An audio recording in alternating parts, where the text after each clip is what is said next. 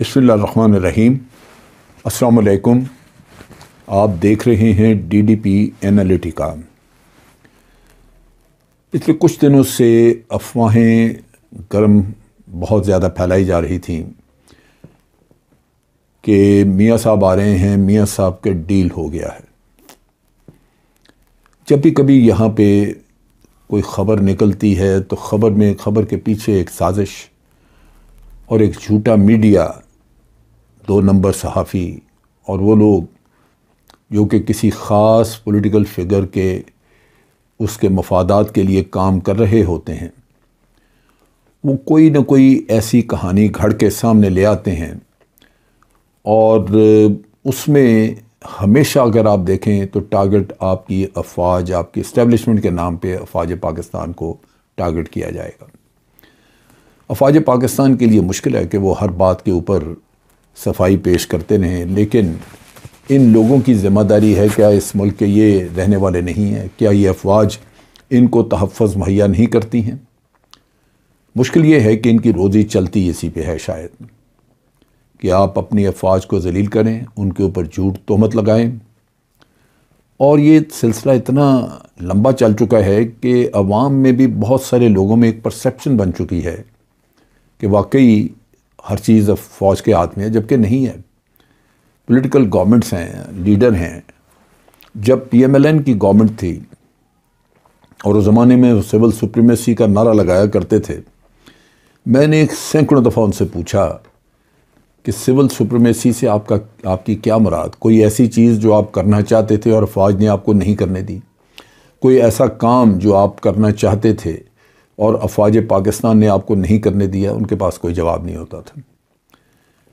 लेकिन ये PMLN का ख़ास तौर पे ख़ासा है कि वो अफवाज पाकिस्तान की तौहीन और उनकी बेतौकीरी करते रहते हैं, उनकी लीडरशिप करती है। क्यों? उसकी जड़ पीछे वही है जहाँ मियाँ साहब को जनरल मुशर्रफ ने या उनके साथियों ने, मुशर्रफ के साथियों ने मियाँ साहब को वज़ारत उज़्मा से फ़ारिग किया और उसके बाद से मियाँ साहब ये सदमा लेके और बुग़्ज़ लेके बैठे हैं। ना वो लोग आज फ़ौज में मौजूद है, ना वो फ़ौज है, लेकिन मियाँ साहब का बुग़्ज़ ठंडा होने को नाम नहीं लेता। चुनाचे पार्टी और वो मिल के कोई ना कोई साजिशें अफवाज पाकिस्तान के ख़िलाफ़ करते रहते हैं। बहुत सारी मिसालें हैं, बहुत कुछ है, वो मैं किसी और वीडियो में बात करूँगा। लेकिन आप सोचिए कि क्या ये मुल्क के मुफाद में है? अब जब ये डील की बात शुरू हुई और कहना शुरू किया कि जनाब डील हो गया और मियाँ साहब आ रहे हैं, मियाँ साहब के आने का डील से क्या ताल्लुक़? आपका काम है अदालत से रजू करना। अदालत ने आपको सज़ा दी हुई है, सज़ा मौजूद है, आप जाएंगे जेल में। डील करने वाला कोई भी हो, वो आपसे क्या डील करेगा? वो कैसे आपको जेल जाने से रोक लेगा जब तक कि अदालत का हुक्म मौजूद ना हो? और वैसे भी अदालत ये हुक्म दे ही नहीं सकती, प्रोसेस का हिस्सा नहीं है ये। प्रोसेस तो यही है कि आते आपने जेल में जाना है, फिर अगर आपकी अपीलें हैं वो सुनी जाएंगी और उसका फ़ैसला जब कभी होगा। लेकिन ये चीज़ें जो हैं ये रुकती नहीं। उसकी बुनियादी वजह यही है कि इस पॉलिटिकल पार्टी के अंदर और इसके हमायती, जो कि साफ़ी कहते हैं लेकिन है नहीं, वो सिर्फ़ और सिर्फ ये अफवाज पाकिस्तान के ख़िलाफ़ साजिशें करते रहते हैं। अब इस डील का जो किस्सा है, इसको अब तकरीबन उसमें से आप कह लीजिए कि इस गुब्बारे से हवा निकल चुकी है। उसकी वजह यह है कि अभी आप अगर सुने तो इनके PMLN के अपने ही लोगों के बयानात में अब बड़े इख्तलाफात हैं। कोई कहता है आएंगे, कोई कहता है नहीं आएंगे, कोई कहता है नहीं, ये सेहत ठीक होगी तो फिर आएंगे।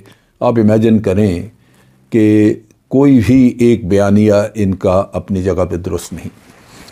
अब यहाँ पे एक और जो अफवाह पिछले 1-2 रोज़ से चलानी शुरू की इन्होंने, यही जो अफवाह फैलाने की 2 नंबर सहाफ़ियों का जो टोला है उसने, कि जनाब बाजवा साहब, जनरल बाजवा 1 साल की एक्सटेंशन मांग रहे हैं और उस एक्सटेंशन के लिए पॉलिटिकल पार्टीज़ में से PPP तैयार हो गई, PMLN भी तैयार है, लेकिन मियाँ साहब की शर्त यह है कि पहले उनके केसेस ख़त्म किए जाएं। आप इमेजिन करें यानी इतनी भोंडी किस्म की अफवाह। क्या कोई बाजवा साहब या कोई और केसेस ख़त्म करा सकता है? केसेस तो ख़त्म करने अदालतों ने, और अदालतें हमेशा मियाँ साहब को, शरीफ फैमिली को, उनको रिलीफ देती नहीं है। कौन सा वक्त था जबकि अदालतों ने इनको रिलीफ नहीं दिया? अदालतों ने अपनी इज्जत गवा के, अपनी बेतौकीरी करके इनके घरों में जा जाके इनको इंसाफ मुहैया करने की कोशिश की है, जो इंसाफ नहीं, एक फेवर होती थी। लाहौर हाई कोर्ट का तो मजाक बन चुका था। यानी लाहौर हाई कोर्ट का तो इतना मजाक बन चुका हुआ था कि लोग हर जुर्म का, जो कहीं इंटरनेशनली भी किसी का कोई जुर्म सामने आता था तो कहते थे कि इसने अगर बरी होना तो इसको लाहौर हाई कोर्ट में चले जाना चाहिए। आप इमेजिन करें, इस कदर जिल्लत और इस कदर बेतौकीरी उस हाई कोर्ट की करवाई गई। लेकिन उन्होंने ये ज़िम्मेदारी अपने ऊपर ली हुई थी कि मियाँ साहब की फ़ैमिली को उन्होंने हर हाल में रिलीफ देना है, खा कानून इजाज़त देता है या नहीं देता। अब ये इस पर मज़ीद बात आगे चल के करेंगे, लेकिन आप देखिए कि बाजवा साहब ने कोई एक्सटेंशन की बात नहीं की, ना किसी से डील की कोई बात हुई। बाजवा साहब अपनी लिमिटेशन समझते हैं। जनरल बाजवा को, आर्मी को पता है कि वो अदालती मामलात में दखल नहीं दे सकते, लिहाजा कोई उन और ये लोग पॉलिटिशियंस को भी ये इन्फॉर्मेशन या ये हकीकत पॉलिटिशियंस को भी पता है। चुनांचे वो क्यों इन पे टकरे मारेंगे इनके साथ? नतीजा ये कि इस किस्म की बात का कोई वजूद है ही नहीं। लेकिन चूँकि ये फैलानी है बात, और इससे अपने पॉलिटिकल फ़ायदे के लिए जो कुछ भी हो सके वो करना, बेशक उसमें आपकी अफवाज जो हैं वो जलील होती रहें। तो ये आवाम को समझना चाहिए कि जब भी ये डील या इस किस्म की ये बातें करते हैं, इसमें सिर्फ झूठ और झूठ होता है, इसके अलावा इनके पास कुछ नहीं होता। दूसरी बात है जो फवाद चौधरी साहब ने कहा कि वो शहबाज शरीफ के ख़िलाफ़ अदालत में जाएंगे। उन्होंने मियाँ साहब के बाहर जाने की ज़मानत दी थी। अदालत ने 50 रुपए के स्टैम्प पेपर पे उनसे ज़मानत मान ली उनकी, और मियाँ साहब को बाहर जाने दिया। फवाद चौधरी मेरा ख्याल है हकीकत से बहुत ही दूर बात करने, उनको नहीं पता जिस अदालत ने ये गलत काम किया, क्या वो अदालत अपनी गलती को अब तस्लीम करेगी? वो उसको मज़ीद कवर अप करेंगे। आप कर लीजिए, अदालत में चले जाइए, आप देखेंगे कि आपको तारीख़ ही नहीं मिलेगी।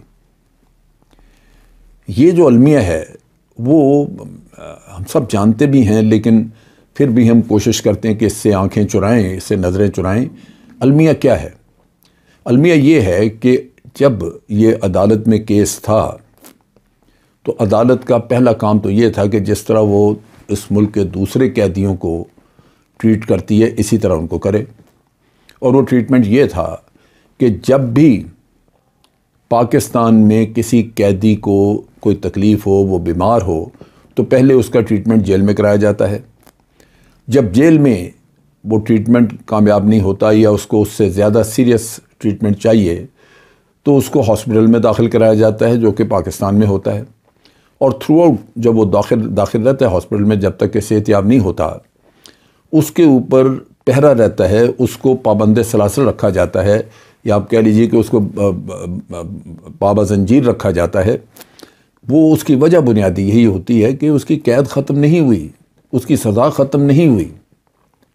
यहाँ सज़ा ख़त्म नहीं, लेकिन अदालत ने कोई ऐसा कानून नहीं जिसके तहत अमल किया हो, लेकिन कर दिया, मियाँ साहब को छुट्टी। अब ये जो काम किया अदालत ने, क्या ये हुकूमत का या किसी का फ़र्ज़ नहीं था कि उसको चैलेंज करते? इन्होंने नहीं किया। दूसरी बात यह है कि हुकूमत उस लिहाज से दुरुस्त थी कि जब हुकूमत ने उस वक्त कहा कि मियाँ साहब 7 अरब रुपए का बॉन्ड भर के दे के जाएँ, और अदालत ने ये तस्लीम नहीं किया, हुकूमत की रिक्वेस्ट को रद्द कर दिया। क्यों? अदालत की हमदर्दियाँ और अदालत की ये फेवर जो मियाँ साहब के लिए थी, क्या वो आज ख़त्म हो गई? आप जाएँ फवाद साहब, जाएँ, आप अदालत में चले जाएँ, वो फेवर आप भी मौजूद। उनको पता था कि ये जा रहे हैं और इन्होंने नहीं आना, तभी तो उन्होंने आपकी 7 अरब रुपए वाली जो है वो शर्त नहीं मानी। उन्होंने तो सीधा सीधा उनको 50 रुपए के स्टैम्प पेपर पे लिखवा के छोड़ दिया, और शहबाज शरीफ यहीं बैठे हैं, यहीं मौजूद हैं पिछले 2 साल 2.5 साल से, जब से ये किस्सा हुआ। तो अदालत तो खुद कर सकती थी ये चीज़, वो नोटिस ले सकते थे कि हमने इतना बड़ा एक स्टेप लिया कि हुकूमत 7 अरब रुपए की डिमांड हमसे कर रही थी, मांग रही थी उसके लिए ज़मानत, लेकिन हमने वो बॉन्ड आपसे भरवाने के बजाय 50 रुपए के स्टैम्प पेपर पे आपको छोड़ा, लिहाजा ये हमारे लिए अब चैलेंज है।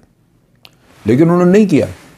इसका मतलब ये है कि अदालत ने जो कुछ किया वो उसकी पूरी तरह ज़िम्मेदार है, और वो समझते हैं कि ये हमने किया और हमने करना था, आप जो जी चाहे कर लें जाके।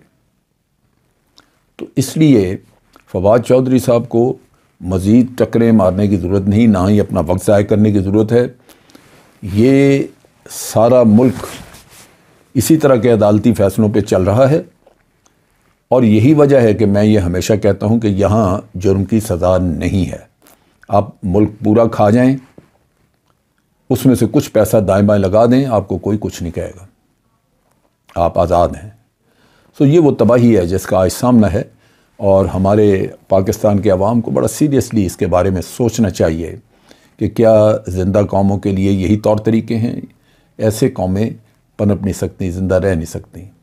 जब आपको अंदर से गुन खा रहा हो तो बाहर से आपको ख़तरात जो हैं वो तो मौजूद ही हैं, वो आपको ले लेंगे, लेकिन अंदरूनी ख़तरात आपके लिए ज़्यादा मौलिक साबित होंगे। आज के लिए इतना ही। अफ़वाज पाकिस्तान ज़िंदाबाद, पाकिस्तान पाइंदाबाद।